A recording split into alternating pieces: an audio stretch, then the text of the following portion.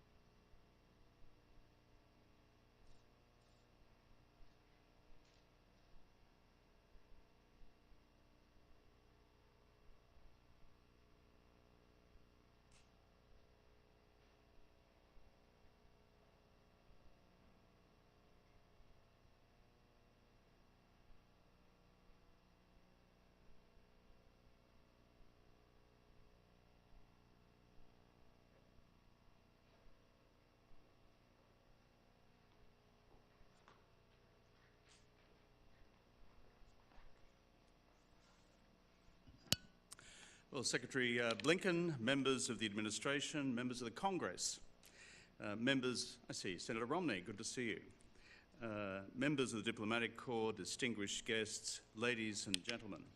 Welcome to the Asia Society here in Washington, D.C. I'm Kevin Rudd. I'm the Global President of the Asia Society, and together with my Vice Presidents, Danny Russell and Wendy Cutler, we're delighted to host the Secretary of State today outlining the administration's China policy. Founded in 1956, the mission of the Asia Society is to navigate shared futures between the United States and the countries of Asia.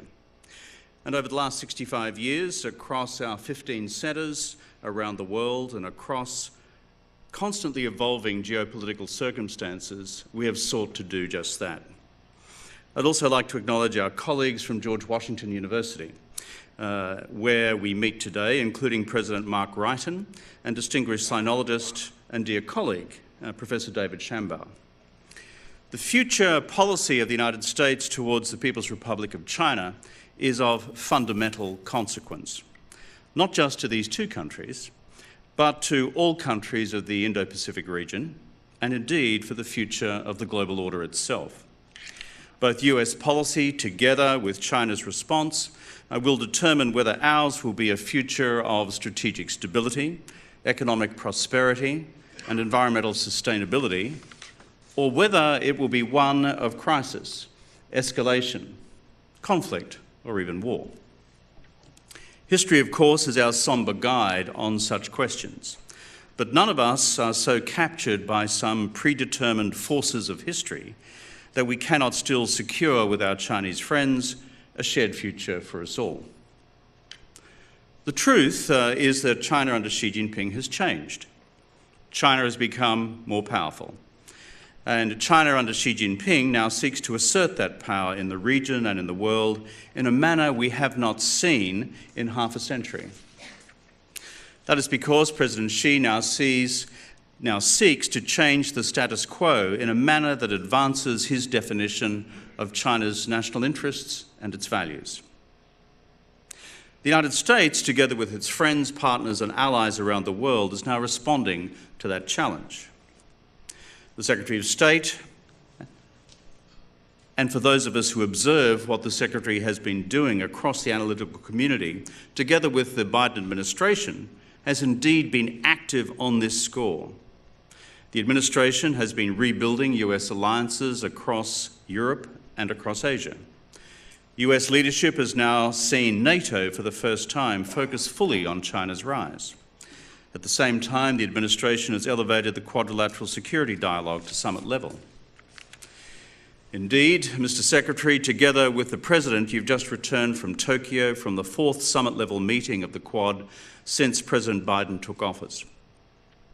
This week's Quad communique also announced the Indo-Pacific Partnership for Maritime Domain Awareness to provide a comprehensive system of aerial surveillance for the exclusive economic zones of small island developing economies of both the Indian and Pacific Oceans, to help them preserve their valuable fish stocks and other maritime resources. I know from my own experience this is welcome across the small island countries of the Pacific.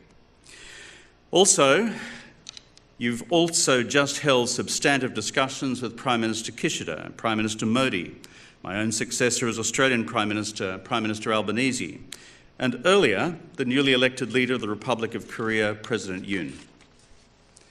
The administration also recently gathered ASEAN leaders here in the United States for a landmark summit. Meanwhile, beyond the national security and foreign policy agenda, the President also this week released the Indo-Pacific Economic Framework drafted by Secretary Gina Raimondo. This embraces future coordination, cooperation, and where possible integration across a number of new drivers of pan-regional economic growth, including digital commerce, the renewable energy revolution, and supply chain security. So it seems, Mr. Secretary, you may have had just a few things on your plate. Indeed, across the wider region, and I've just returned from it myself, there is an emerging sense that America is now well and truly back. For the world at large, what is also important is that the United States has been able to prosecute this significant strategic agenda in Asia while at the same time dealing with the strategic crisis that now affects Europe. Indeed, the Russian invasion of Ukraine, in total violation of Article 2 of the UN Charter, represents a signal challenge for all democracies around the world, whether they are in Europe or in Asia or beyond. Indeed, the Russian violation and invasion of Ukraine and violation of international law puts at risk the fundamental principles of international law concerning territorial integrity and political sovereignty for all member states of the United Nations system, whether they happen to be states in Asia or in Europe. So for the international community, it has been important to see the United States as a leader of the free world comfortably managing both these challenges in Europe and in Asia at the same time. Such is the lot of global leadership. And finally, Mr. Secretary, on responding to the complexity and the intensity of China's rise, the international community appreciates the administration's continued efforts to carve out sufficient diplomatic and political space in the US-China relationship for strategic cooperation where there are common global interests at stake. We commend Secretary Kerry and Xie Zhenhua's continued efforts on climate change, just as we would encourage continued collaboration between the US Fed and the People's Bank of China on our common interest in managing global financial stability in these deeply uncertain global economic times. And given how we all fell short in the management of the COVID crisis, how we could all better manage the next global public health challenge when it inevitably arises. Mr. Secretary, you have always been a welcome guest among us at the Asia Society, and we very much look forward to your remarks here today. Please welcome the Secretary of State of the United States, Tony Blinken.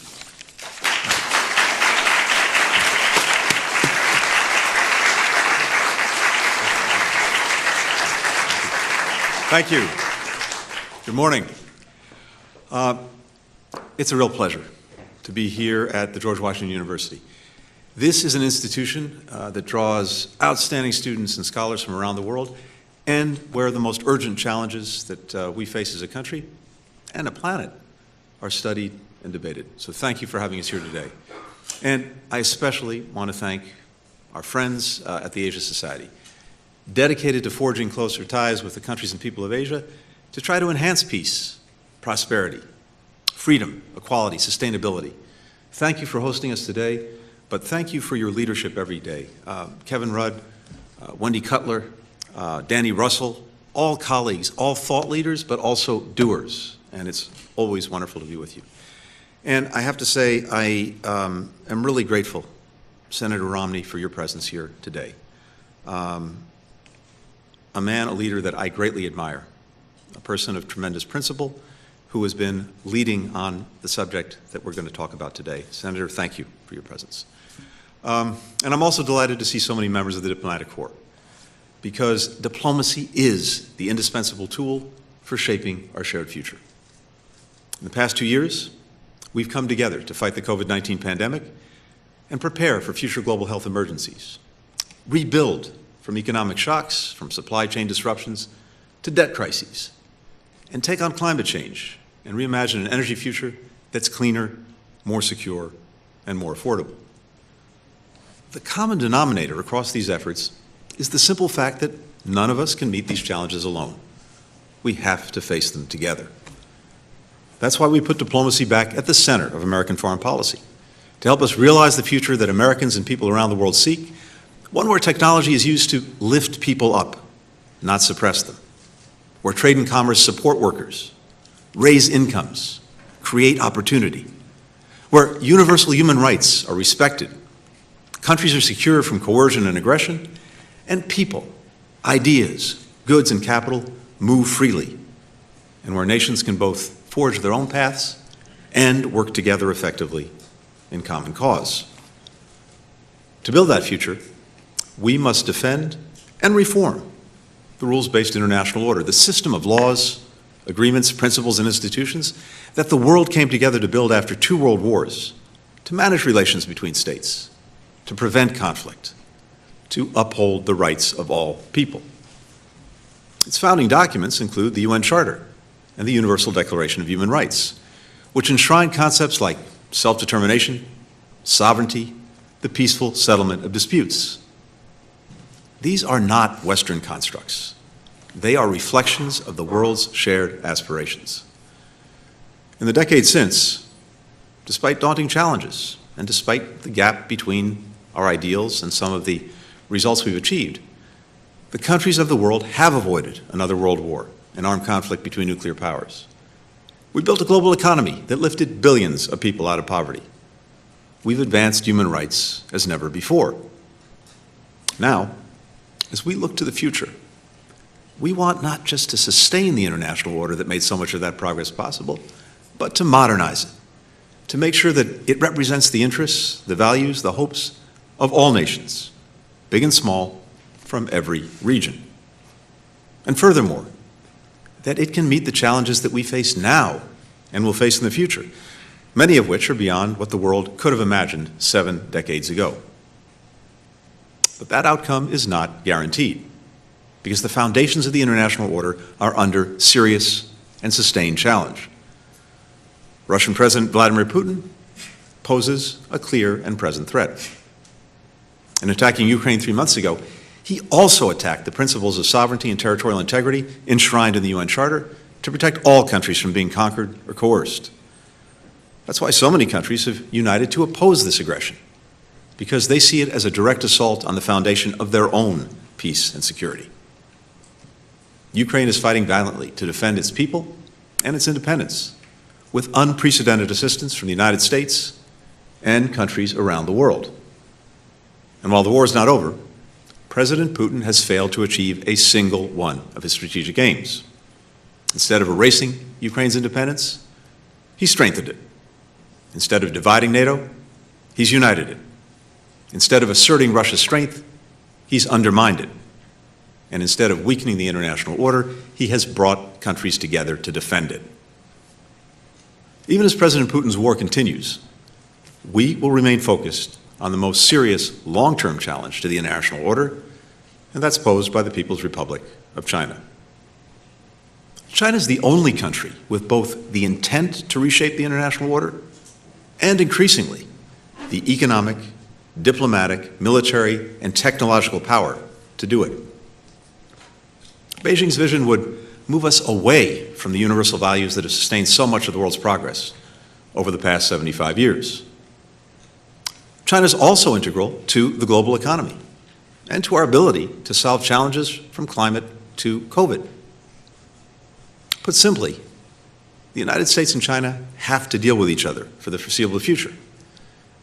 That's why this is one of the most complex and consequential relationships of any that we have in the world today. Over the last year, the Biden administration has developed and implemented a comprehensive strategy to harness our national strengths and our unmatched network of allies and partners to realize the future that we seek. We are not looking for conflict or a new Cold War. To the contrary, we're determined to avoid both.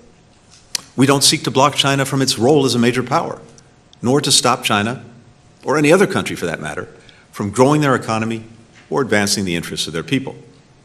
But we will defend and strengthen the international law, agreements, principles, and institutions that maintain peace and security, protect the rights of individuals and sovereign nations, and make it possible for all countries, including the United States and China, to coexist and cooperate.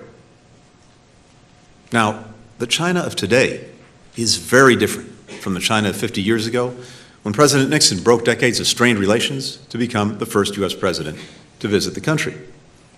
Then, China was isolated and struggling with widespread poverty and hunger. Now, China is a global power with extraordinary reach, influence, and ambition. It's the second largest economy, with world-class cities and public transportation networks. It's home to some of the world's largest tech companies, and it seeks to dominate the technologies and industries of the future. It's rapidly modernized its military and intends to become a top-tier fighting force with global reach. And it has announced its ambition to create a sphere of influence in the Indo-Pacific and to become the world's leading power. China's transformation is due to the talent, the ingenuity, the hard work of the Chinese people.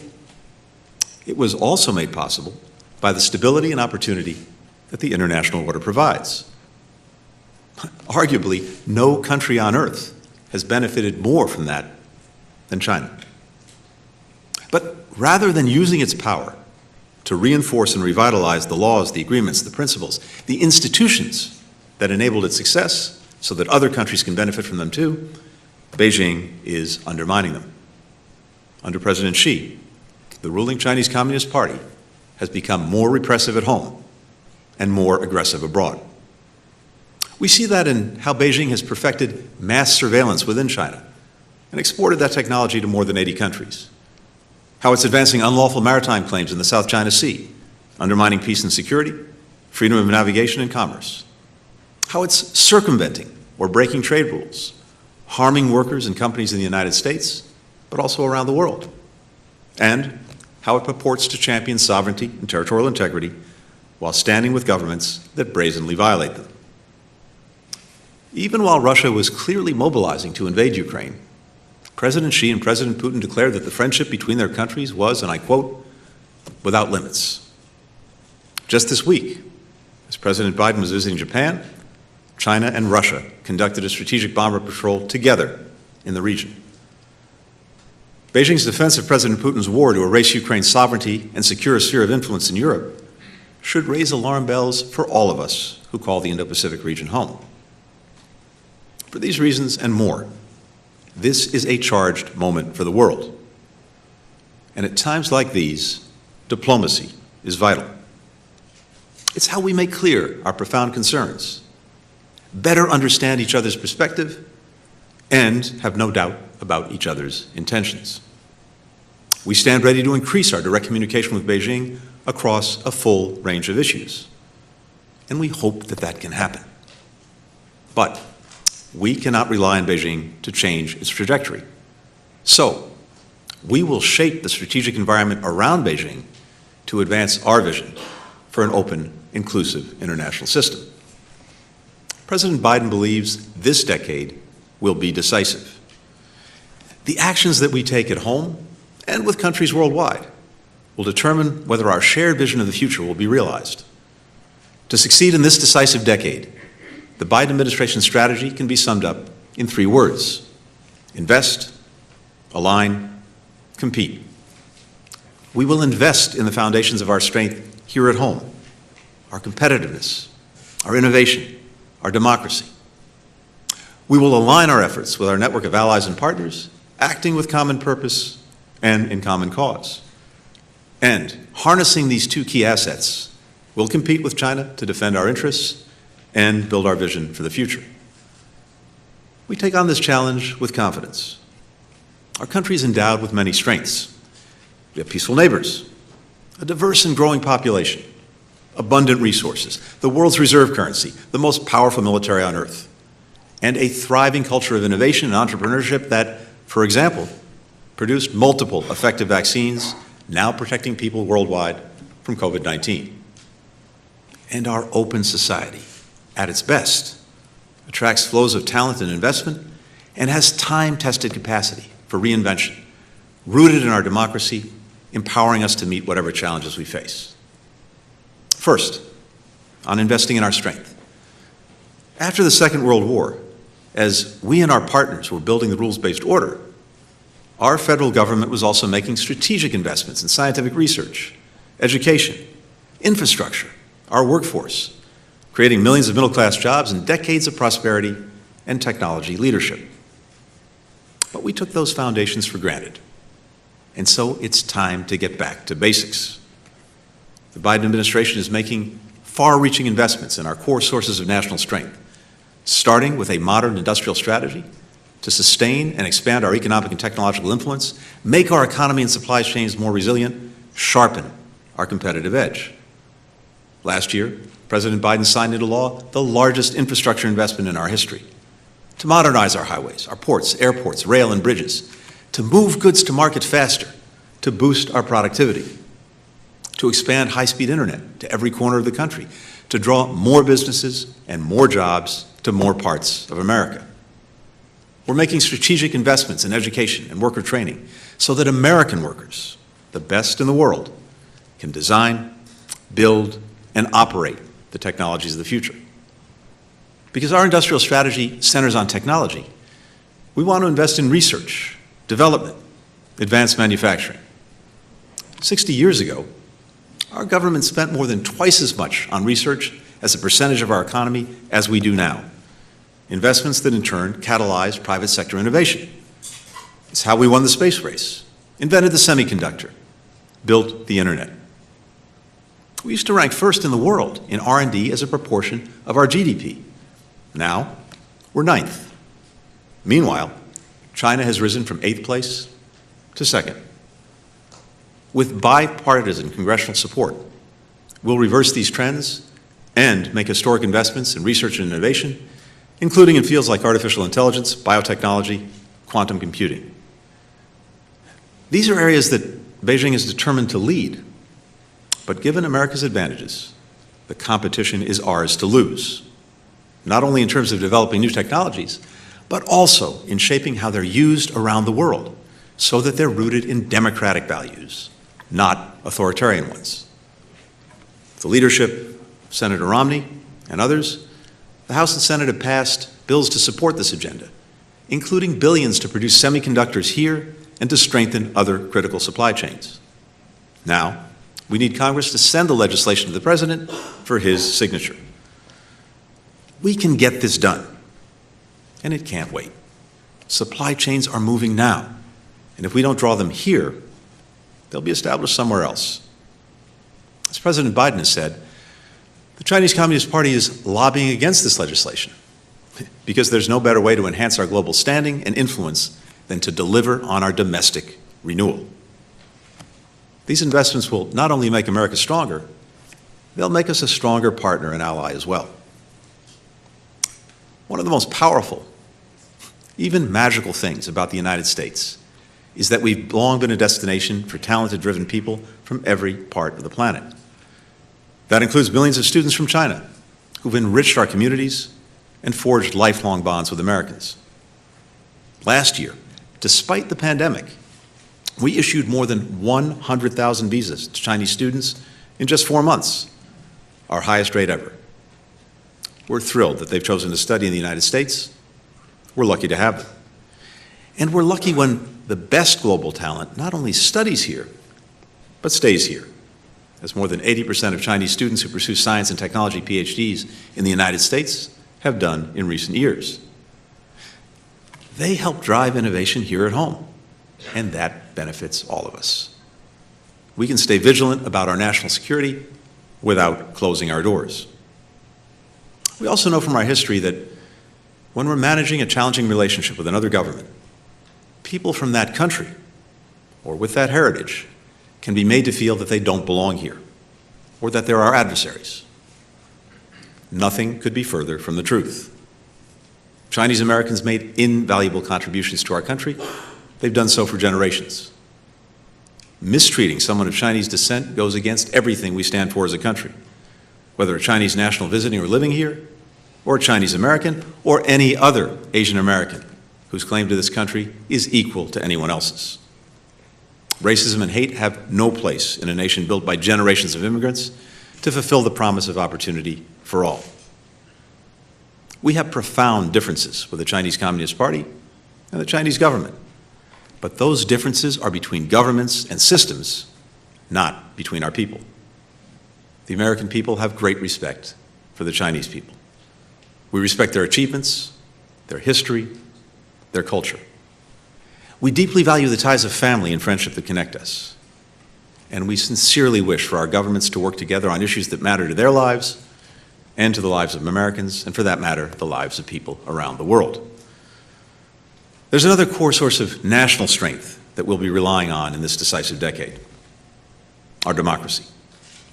100 years ago, if asked what constitutes the wealth of a nation, we might list the expanse of our land, the size of our population, the strength of our military, the abundance of our natural resources. And thankfully, we're still wealthy in all of those attributes. But more than ever in this 21st century, the true wealth of a nation is found in our people, our human resources, and our ability to unleash their full potential. We do that with our democratic system. We debate, we argue, we disagree, we challenge each other, including our elected leaders. We deal with our deficiencies openly. We don't pretend they don't exist or sweep them under the rug. And though progress can feel painfully slow, it can be difficult and ugly, by and large, we consistently work toward a society where people from all backgrounds can flourish, guided by national values that unite, motivate, and uplift us. We're not perfect, but at our best, we always strive to be, in the words of our Constitution, a more perfect union. Our democracy is designed to make that happen. That's what the American people and the American model offer, and it's one of the most powerful assets in this contest.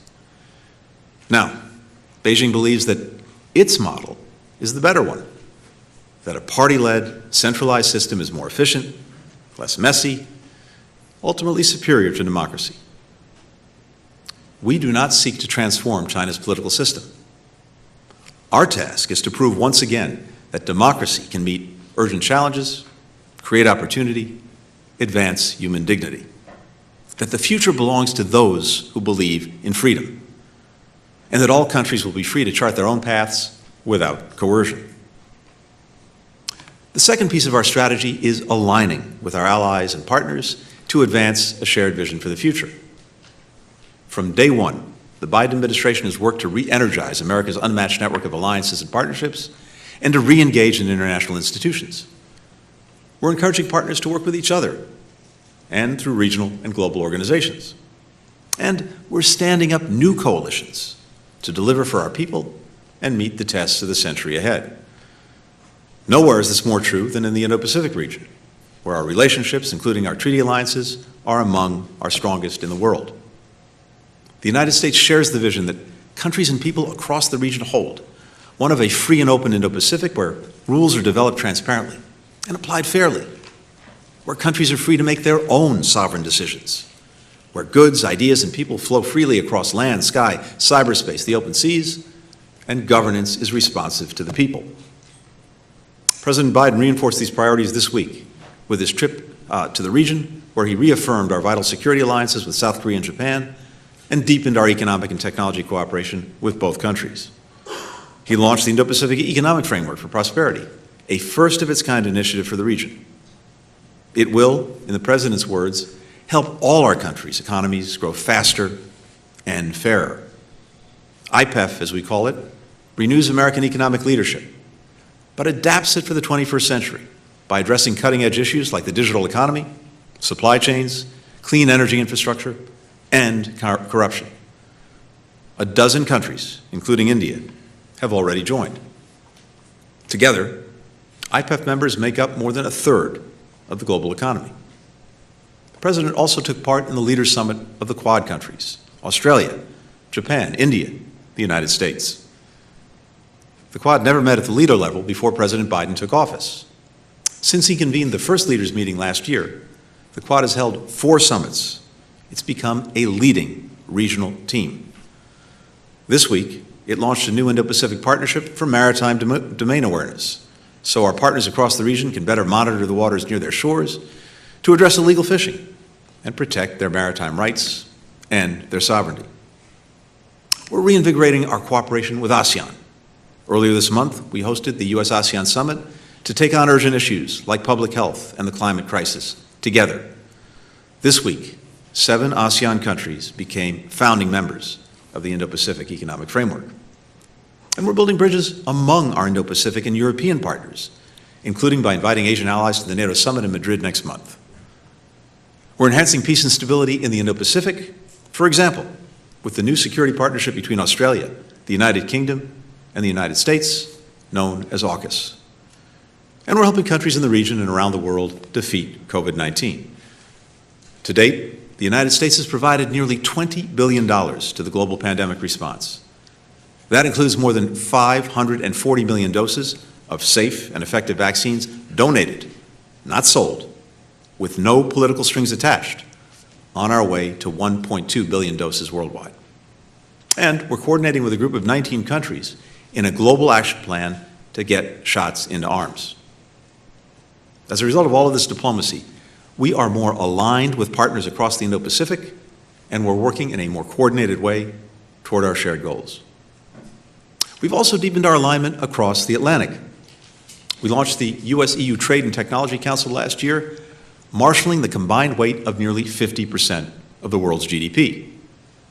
Last week, I joined Secretary Raimondo, Ambassador Tai, and our European Commission counterparts for our second meeting to work together on new technology standards, coordinate on investment screening and export controls, strengthen supply chains, boost green tech, and improve food security and digital infrastructure in developing countries. Meanwhile, we and our European partners set aside 17 years of litigation about aircraft. Now, instead of arguing with each other, we're working to secure a level playing field for our companies and workers in that sector. Similarly, we worked with the European Union and others to resolve a dispute on steel and aluminum imports. And now we're coming together around a shared vision on higher climate standards and protecting our workers and industries from Beijing's deliberate efforts to distort the market to its advantage. We're partnering with the European Union to protect our citizens' privacy while strengthening a shared digital economy that depends on vast flows of data. With the G20, we reached a landmark deal on a global minimum tax to halt the race to the bottom, make sure that big corporations pay their fair share, and give countries even more resources to invest in their people. More than 130 countries have signed on so far. We and our G7 partners are pursuing a coordinated, high standard and transparent approach to meet the enormous infrastructure needs in developing countries. We've convened global summits on defeating COVID-19 and renewing global democracy, and rejoined the UN Human Rights Council and the WHO, the World Health Organization. And at a moment of great testing, we and our allies have re-energized NATO, which is now as strong as ever. These actions are all aimed at defending and, as necessary, reforming the rules-based order that should benefit all nations. We want to lead a race to the top on tech, on climate, infrastructure, global health, and inclusive economic growth. And we want to strengthen a system in which as many countries as possible can come together to cooperate effectively, resolve differences peacefully, write their own futures as sovereign equals. Our diplomacy is based on partnership and respect for each other's interests.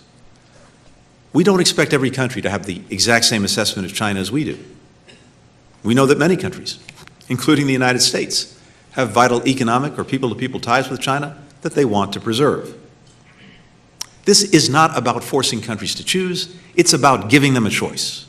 So that, for example, the only option isn't an opaque investment that leaves countries in debt, stokes corruption, harms the environment, fails to create local jobs or growth, and compromises countries' exercise of their sovereignty.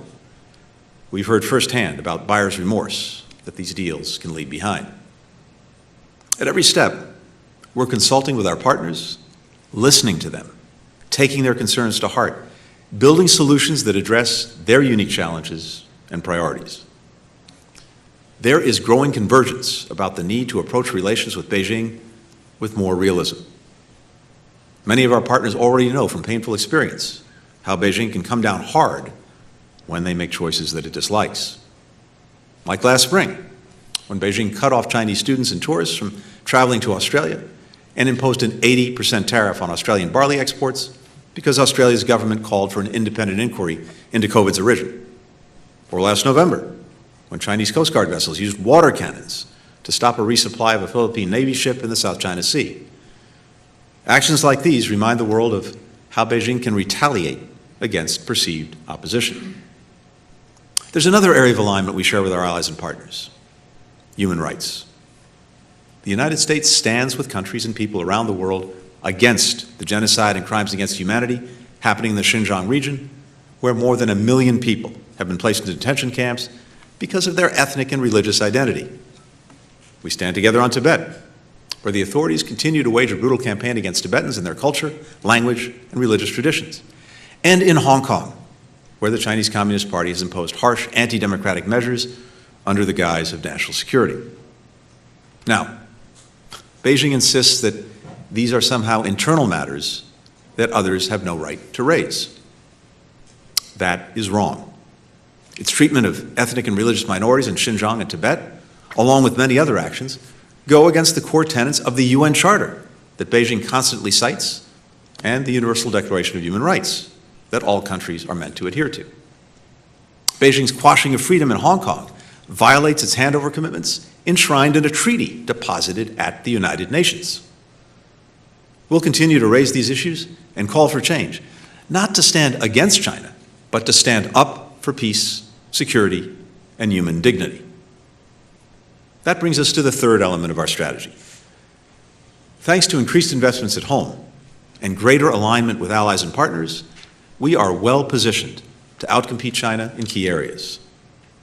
For example, Beijing wants to put itself at the center of global innovation and manufacturing, increase other countries' technological dependence, and then use that dependence to impose its foreign policy preferences. And Beijing is going to great lengths to win this contest. For example, taking advantage of the openness of our economies to spy, to hack, to steal technology and know-how, to advance its military innovation and entrench its surveillance state. So, as we make sure the next wave of innovation is unleashed by the United States and our allies and partners, we'll also protect ourselves against efforts to siphon off our ingenuity or imperil our security. We're sharpening our tools to safeguard our technological competitiveness. That includes new and stronger export controls to make sure our critical innovations don't end up in the wrong hands. Greater protections for academic research to create an open, secure, and supportive environment for science. Better cyber defenses. Stronger security for sensitive data. And sharper investment screening measures to defend companies and countries against Beijing's efforts to gain access to sensitive technologies, data, or critical infrastructure, compromise our supply chains, or dominate key strategic sectors. We believe, and we expect the business community to understand, that the price of admission to China's market must not be the sacrifice of our core values or long-term competitive and technological advantages. We're counting on businesses to pursue growth responsibly, assess risks soberly, and work with us, not only to protect, but to strengthen our national security.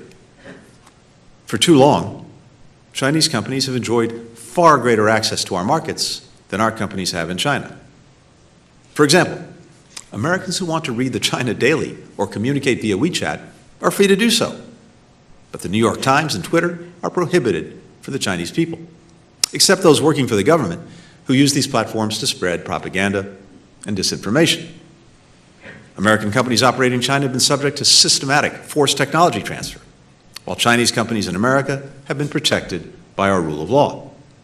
Chinese filmmakers can freely market their movies to American theater owners without any censorship by the U.S. government. But Beijing strictly limits the number of foreign movies allowed in the Chinese market, and those that are allowed are subjected to heavy-handed political censorship.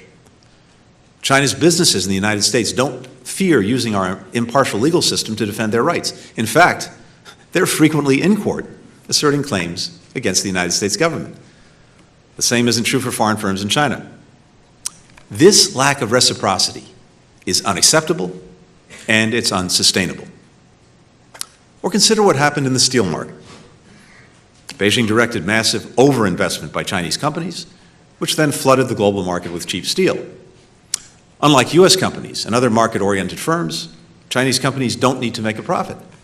They just get another injection of state-owned bank credit when funds are running low. Plus, they do little to control pollution or protect the rights of their workers, which also keeps costs down.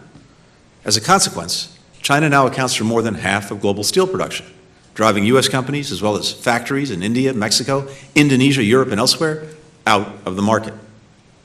We've seen the same model when it comes to solar panels, electric car batteries, key sectors of the 21st century economy that we cannot allow to become completely dependent on China. Economic manipulations like these have cost American workers millions of jobs, and they've harmed the workers and firms of countries around the world. We will push back on market-distorting policies and practices like subsidies and market access barriers, which China's government has used for years to gain competitive advantage.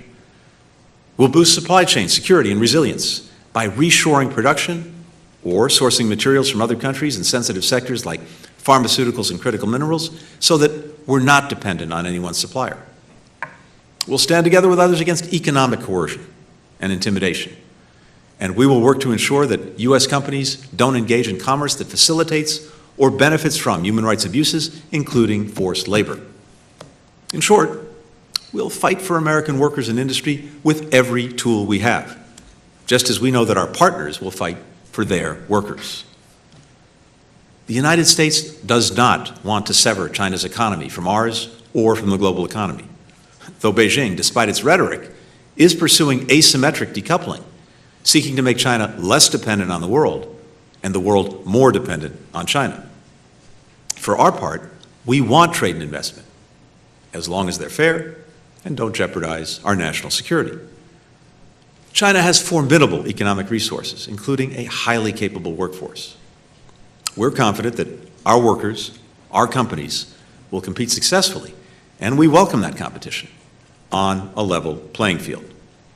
So, as we push back responsibly on unfair technology and economic practices, we'll work to maintain economic and people-to-people ties connecting the United States and China, consistent with our interests and our values. Beijing may not be willing to change its behavior, but if it takes concrete action to address the concerns that we and many other countries have voiced, we will respond positively. Competition need not lead to conflict. We do not seek it. We will work to avoid it. But we will defend our interests against any threat. To that end, President Biden has instructed the Department of Defense to hold China as its pacing challenge to ensure that our military stays ahead. We'll seek to preserve peace through a new approach that we call integrated deterrence, bringing in allies and partners, working across the conventional, the nuclear, space, and informational domains, drawing on our reinforcing strengths in economics, in technology, and in diplomacy. The administration is shifting our military investments away from platforms that were designed for the conflicts of the 20th century toward asymmetric systems that are longer range, harder to find, easier to move. We're developing new concepts to guide how we conduct military operations. And we're diversifying our force posture and global footprint, fortifying our networks, critical civilian infrastructure, and space-based capabilities. We'll help our allies and partners in the region with their own asymmetric capabilities, too. We'll continue to oppose Beijing's aggressive and unlawful activities in the South and East China Seas. Nearly 6 years ago, an international tribunal found that Beijing's claims in the South China Sea have no basis in international law. We'll support the region's coastal states in upholding their maritime rights. We'll work with allies and partners to uphold freedom of navigation and overflight, which has enabled the region's prosperity for decades. And we'll continue to fly and sail wherever international law allows. On Taiwan, our approach has been consistent across decades and administrations. As the President has said, our policy has not changed. The United States remains committed to our One China policy, which is guided by the Taiwan Relations Act, the 3 joint communiques, the 6 assurances. We oppose any unilateral changes to the status quo from either side. We do not support Taiwan independence, and we expect cross-strait differences to be resolved by peaceful means. We continue to have an abiding interest in peace and stability across the Taiwan Strait.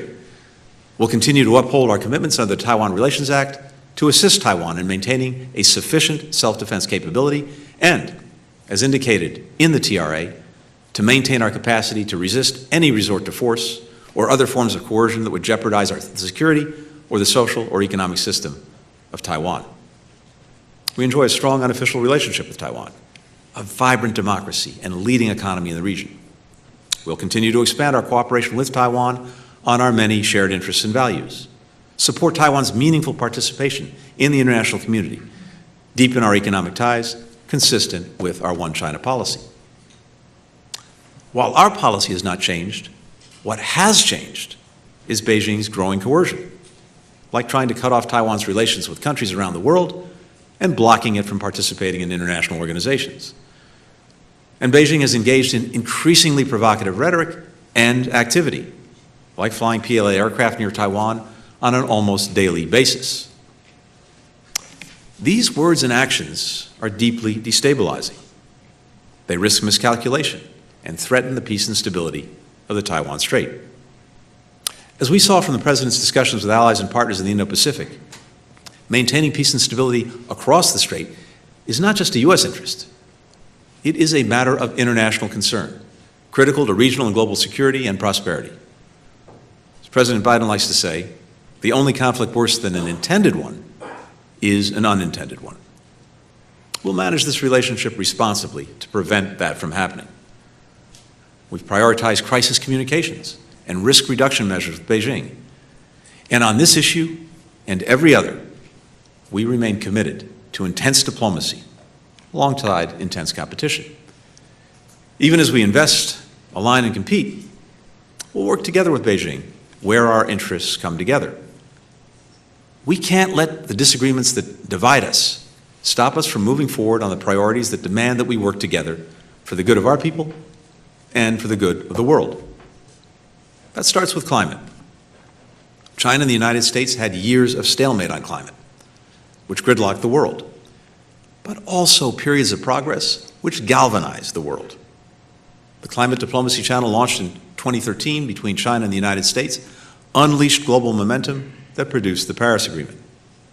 Last year at COP26, the world's hopes were buoyed when the United States and China issued our Glasgow Joint Declaration to work together to address emissions from methane to coal. Climate is not about ideology. It's about math.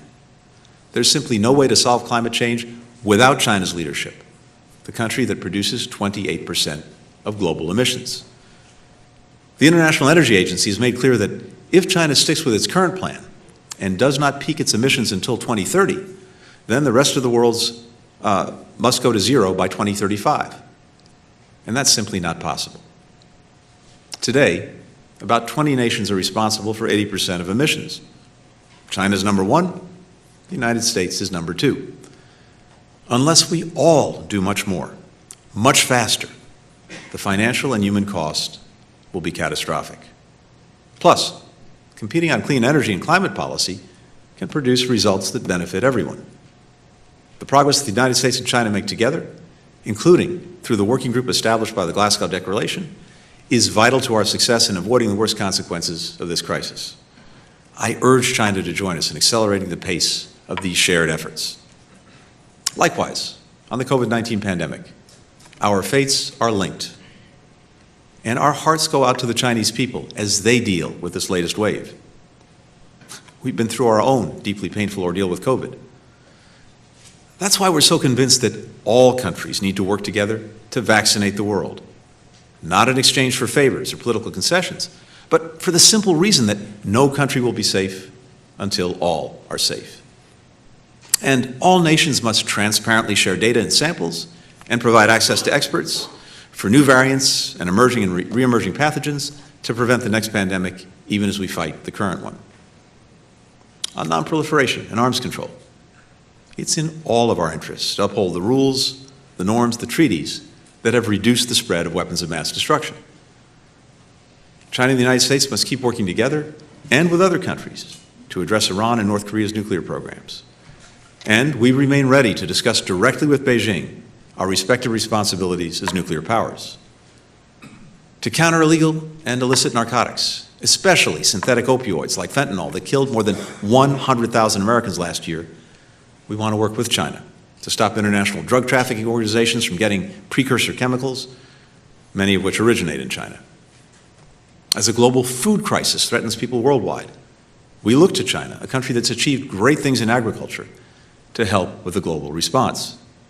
Last week at the United Nations, the United States convened a meeting of foreign ministers to strengthen global food security. We extended an invitation to China to join. We'll continue to do so. And as the world's economy recovers from the devastation of the pandemic, global macroeconomic coordination between the United States and China is key through the G20, the IMF, other venues, and of course, bilaterally. That comes with the territory of being the world's two largest economies. In short, we'll engage constructively with China wherever we can, not as a favor to us or anyone else, and never in exchange from walking away from our principles, but because working together to solve great challenges is what the world expects from great powers, and because it's directly in our interests. No country should withhold progress on existential transnational issues because of bilateral differences. The scale and the scope of the challenge posed by the People's Republic of China will test American diplomacy like nothing we've seen before. I'm determined to give the State Department and our diplomats the tools that they need to meet this challenge head-on as part of my modernization agenda. This includes building a China House, a department-wide integrated team that will coordinate and implement our policy across issues and regions, working with Congress as needed. And here, I must mention an outstanding team at our embassy in Beijing and our consulates across China, led by Ambassador Nick Burns.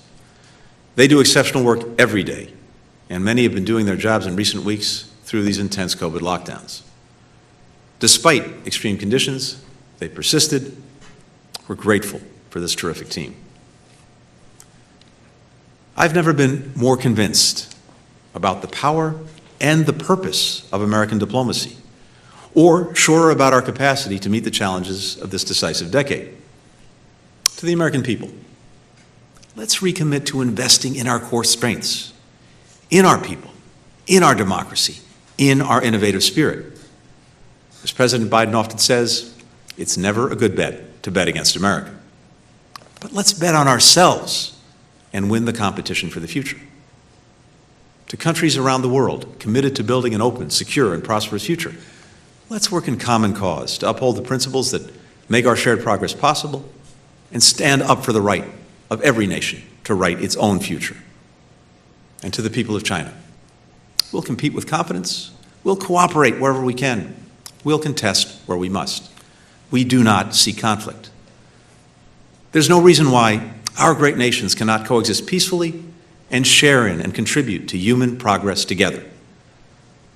That's what everything I've said today boils down to. Advancing human progress, leaving to our children a world that's more peaceful, more prosperous, and more free. Thank you very much for listening.